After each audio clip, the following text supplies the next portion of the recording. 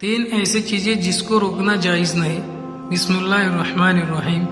हज़रत आयशा रज़ियल्लाहु तआला अन्हा फरमाती है कि हुज़ूर सल्लल्लाहु अलैहि वसल्लम ने इरशाद फरमाया कि तीन चीज़ों का रोकना जायज़ नहीं, पानी, नमक, आग। मैंने अर्ज़ किया कि या रसूलल्लाह, पानी को तो हम समझ गए कि वो वाकई बहुत मजबूरी की चीज़ है, लेकिन नमक और आग में क्या बात है?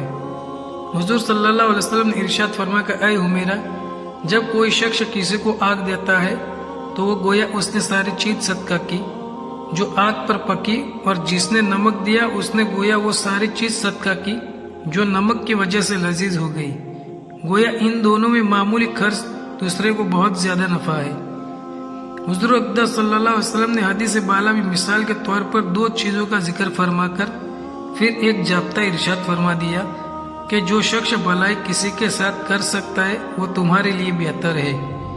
हकीकत यही है कि आदमी जो किसी को एहसान या किसी किस्म का भी साथ करता है तो वो सूरत दूसरे भी एहसान है, हकीकत में वो अपने ही साथ एहसान है।